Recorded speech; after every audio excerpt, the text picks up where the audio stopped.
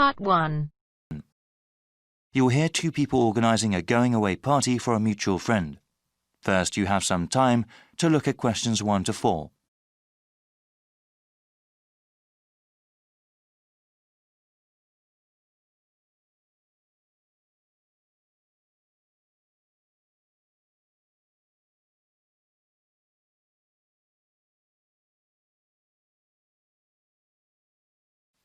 Now we shall begin. You should answer the questions as you listen, because you will not hear the recording a second time. Listen carefully and answer questions 1 to 4. Hey Bruce, looks like we got some planning to do for Albert's going-away party, right? There are certainly some things we have to talk about now. Yeah, that's better than doing everything at the last minute. OK, so I can write some notes as we talk. Sure thing. So, when should we have the party? He goes to Thailand on the 26th of August. OK, let's have it on the 24th then. Yes, let me see. That's a Friday. That'd be perfect. Now, where should we have it? At a bar or a club? You know, I think he would like something really intimate, nothing too loud. A restaurant would be good. Maybe the Apple Tree Grill? Great place, sounds good. OK, now we have to think about who to invite. Well, his best friend from college. Sure. And his cousins? Right? Oh yes, his co-workers. Yeah, OK, his co-workers and his boss. Any other people? How about his yoga classmates? He does love yoga, but that might be too many people. I suppose so. I can email and text message the invitations. When should I send them? We should send them out soon, but not too early. How about the 16th of August then? Well, why not give it a few more days? The 13th? All right, I think that's a good time too. Before you hear the rest of the conversation, you have some time to look at questions 5 to 10.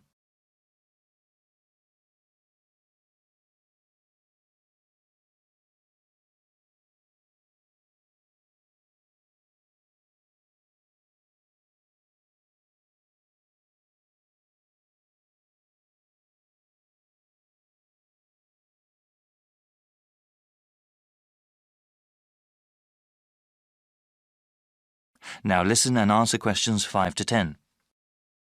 OK now, we have to think of a gift. Should we all get one? No, I was thinking we could all give money for the party and the gift. You know, something really nice. Yeah, that'd be better than getting him little things individually. I can ask for the money. Thanks for doing that. How much should we ask for? I think we should ask for maybe $15 each.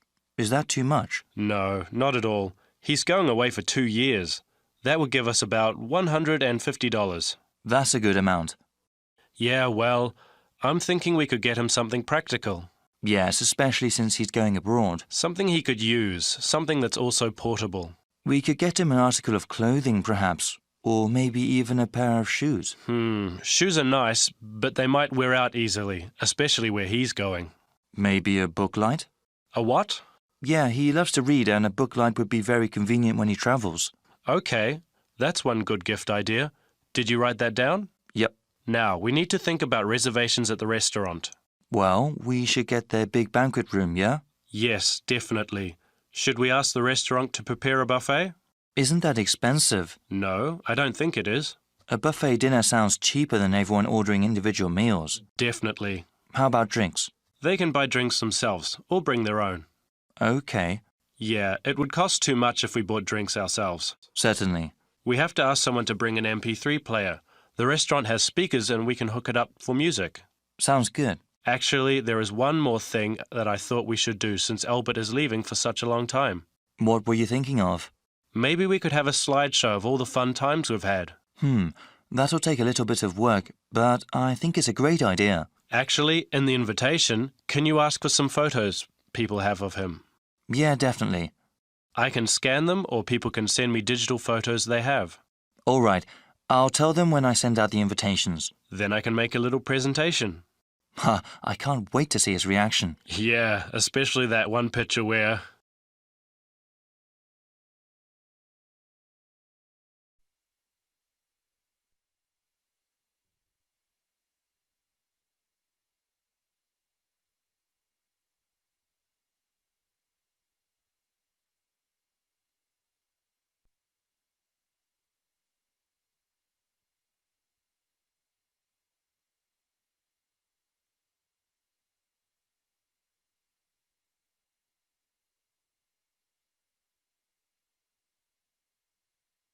Now turns to Part 2.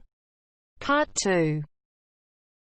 You will hear a speaker talking about saving energy in the home. First, you have some time to look at questions 11 to 12.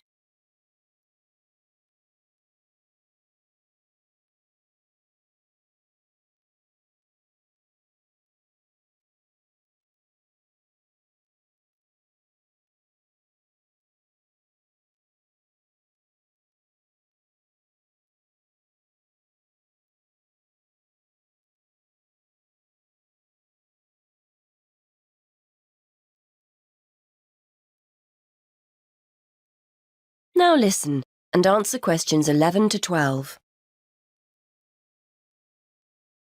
Many thanks for inviting me along to talk about saving energy in the home.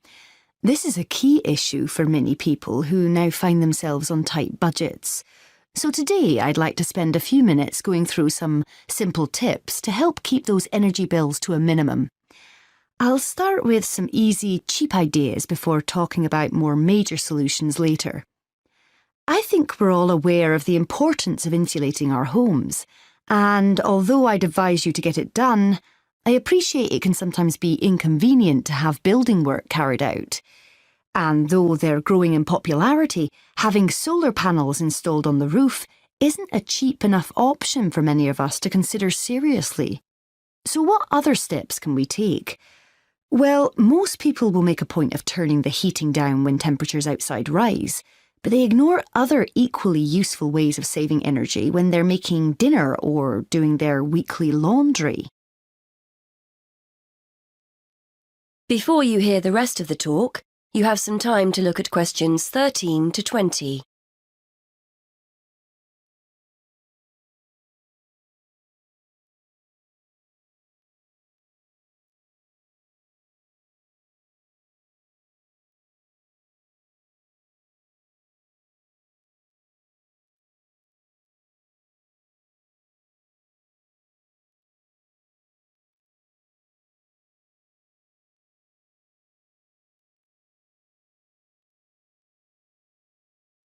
Now listen and answer questions 13 to 20. If you're living in a relatively new apartment or house, you're probably blessed with a cosy, draft-free living space. But for those of us in older properties, the chances are there are gaps all over the place where cold air is getting in. Walk around your home and place the back of your hand around window frames. Can you feel cold air coming in from outside?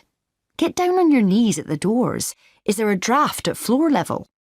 Fix these drafts with some cheap draft excluders and savings in heating bills will begin straight away. And are you using the latest energy-saving light bulbs? I'm not recommending you go around your entire property throwing out older ones and replacing them all immediately. But next time a bulb goes, make sure you buy an energy-efficient alternative. And what about heating? If you have radiators in every room, do you need them all switched on throughout the day? If they're on timers, set them efficiently. Then there's the laptop or your TV. Do you leave them switched on overnight or on standby? Don't waste money. Turn them off. And that goes for lights as well. You'd be surprised how many people leave them on when they go out. There are also guaranteed savings to be made in the kitchen. I'm always telling my husband not to overfill the kettle when he makes a cup of tea. Why boil more water than you actually need? When you consider how many times that kettle gets used every day, you'll appreciate just how much electricity can be saved by boiling what you need and no more. And the next time you're cooking pasta or potatoes, keep a lid on the pot. The water will boil much more quickly than if you leave it off. And if you've bought yourself a pressure cooker or steamer and it's sitting in the cupboard never being used, get it out. They're much more efficient than pots and pans. Now, the refrigerator and freezer. If the fridge is next to the cooker, it's having to work harder to stay cold. But as I'm giving cheap, easy solutions here, a kitchen redesign might be out of the question. Still, there are other energy-saving steps you can take. Keep an eye on the temperature control. We often forget to turn it down in the colder winter months when a high setting is unnecessary. Also, remember to defrost the freezer frequently and try not to overfill it, as this isn't the most efficient way of using it. The washing machine is another potential money saver. A lot of people wash at 40 degrees Celsius, but it's often okay to drop the temperature down to 30 degrees Celsius with similar results. And remember to either wash full loads or select the half load programme. Again, a surprising number of people forget to do this. And is it really necessary to dry your clothes in a tumble dryer? If you have a garden or a yard, hang them outside. Or if you're drying them inside, get yourself a cheap clothes rail rather than hanging things over radiators, which robs you of valuable heat. Now, let's turn to some of the help our local council is offering to householders to save energy.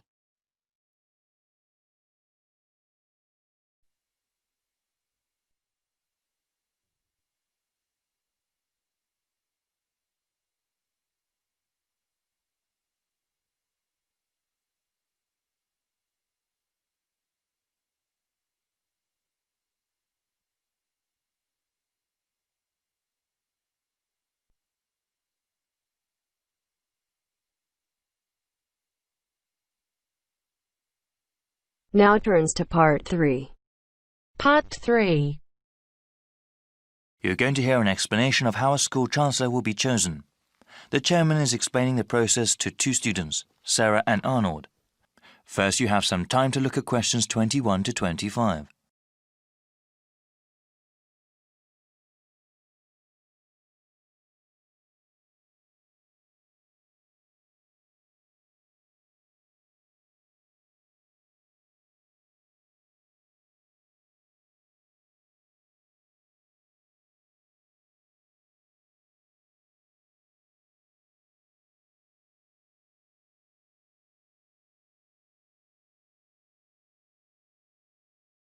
Now listen carefully and answer questions 21 to 25. Good evening, everyone.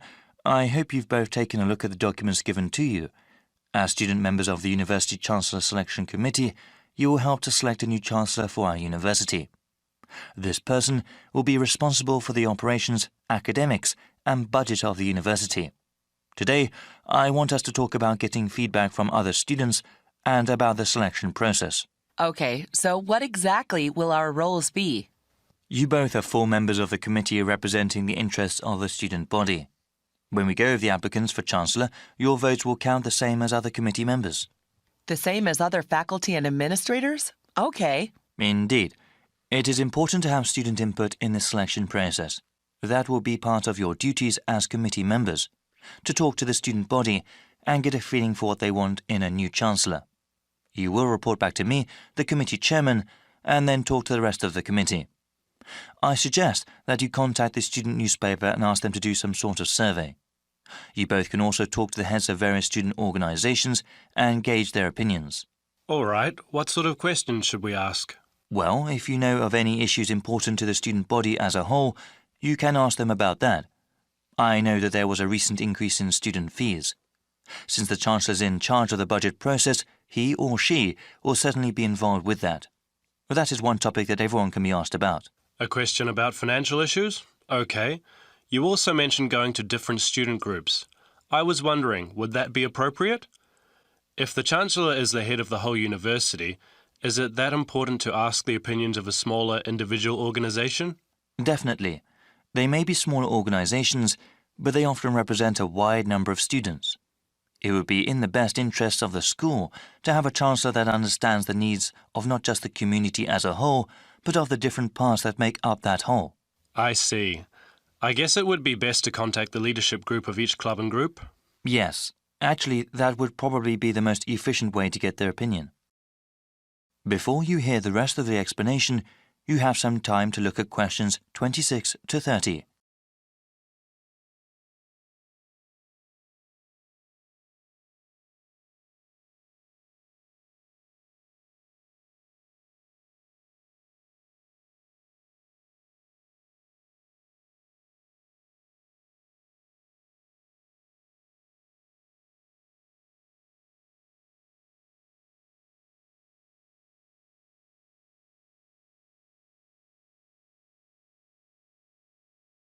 Now listen and answer questions 26 to 30.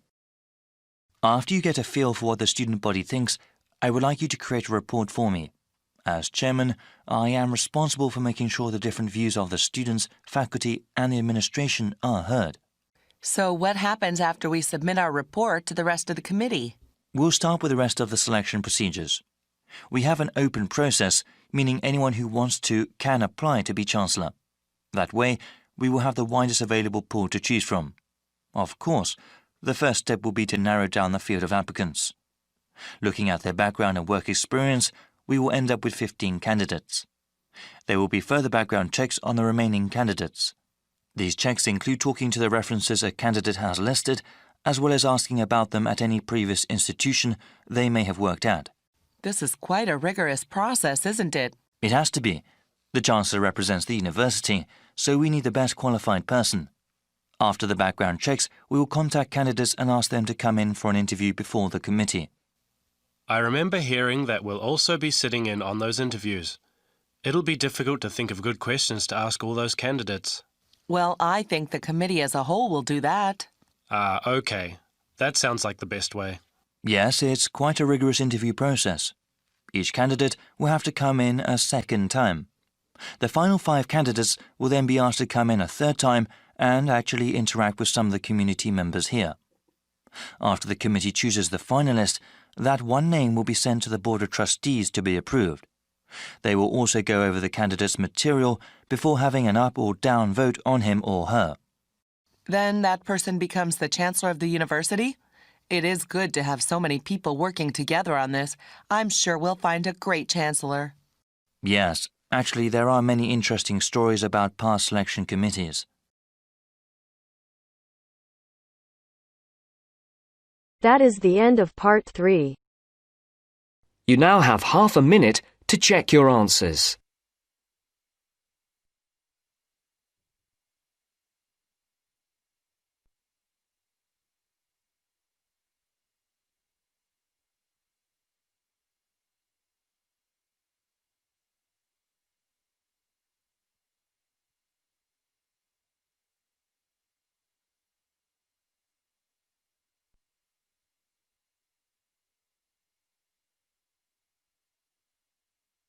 Now turns to part 4. Part 4. You are going to hear a lecturer giving a talk on a type of fundraising for business called crowdfunding. First, you have some time to look at questions 31 to 40.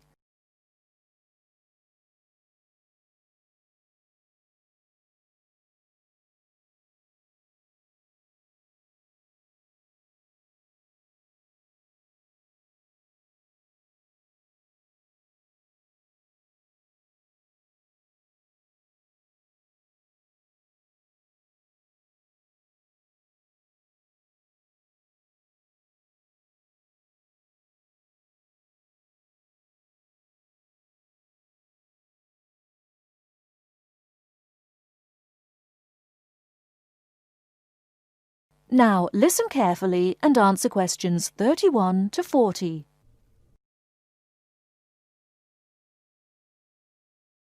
Good morning, everyone. Today we're continuing our look at funding opportunities for small start-up businesses. The emergence of social media has given companies the ability to connect with fans and potential customers directly. On the back of the growth in social media, a model of raising finance has emerged known as crowdfunding.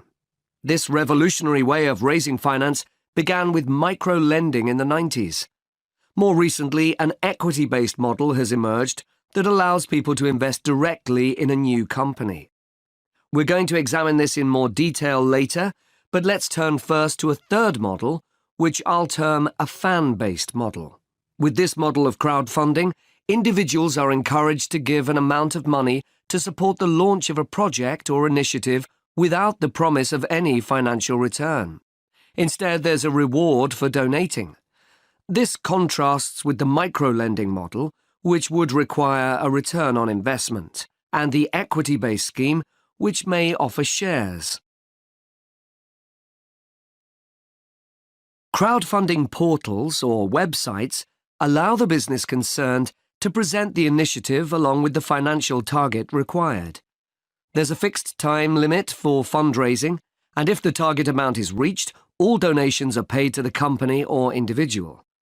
Whether it's an author planning to write a new book, an independent film company looking to make a new film, or a technology company with an idea for an app, the person or company needing funding would turn to its fan base for support. This is managed through one of the many crowdfunding online portals that have emerged. Of course, a fan or supporter of a particular initiative is likely to give money anyway. But donation-based crowdfunding will often make donating even more attractive by offering a rewards-based incentive scheme. Let's take a film company, for example, that needs funding for a new film. For a small set donation, the donor might be offered a free ticket to the premiere or a DVD of the film. A larger set donation might be rewarded by the chance to attend a launch event when the film goes live. Those people who make bigger donations could even be offered the chance to meet the cast of the film, whilst the highest level donation could see the person's name mentioned in the film credits. For companies that already have a significant fan base, crowdfunding offers a fantastic opportunity to raise money quickly from a large number of people, each of whom donates just a small amount of money. Compare this to the time and effort that would be needed to sell your idea to investors or your bank manager, particularly in an age when raising finance can be difficult. The company may also have links with partner companies or organizations that run fundraising events. In this case, you can significantly increase participation by working with these organizations to promote your crowdfunding project. Another significant advantage is that you can reach out to your fan base for feedback on the project while it's being developed, thus making the final product more appealing. Crowdfunding enables you to raise awareness of the product at an early stage, thus increasing the potential for sales. With so many people behind you, it can also act as a great incentive to get the best possible product out on time and on budget. However, there are disadvantages to bear in mind. The model can be described as all or nothing. If you don't reach the monetary target required in the agreed time, all promises of donations are cancelled and no money is paid, leaving you back at square one. Should this happen, or still worse, you receive the funding but are unable to come up with the product, not only will your fans end up disappointed, but the portal will record the fact that you failed to reach your target, or that the initiative failed. Fulfilling all the pledges that you've made to people can also be very time-consuming. For example, remembering to send out copies of books or free cinema tickets can sometimes be forgotten in the excitement and frenzy of launching your product. People sometimes forget to factor in the cost of rewards when calculating profit margins. But these can be significant. And finally, if you have a small fan base, for example, you're a new company or have a small social media footprint, raising awareness of your initiative will be challenging. These drawbacks aside, donation-based crowdfunding is a wonderful opportunity for individuals or small startups to raise funds for that exciting new project whilst reaching out and connecting to the people who are most likely to support and promote your work for you.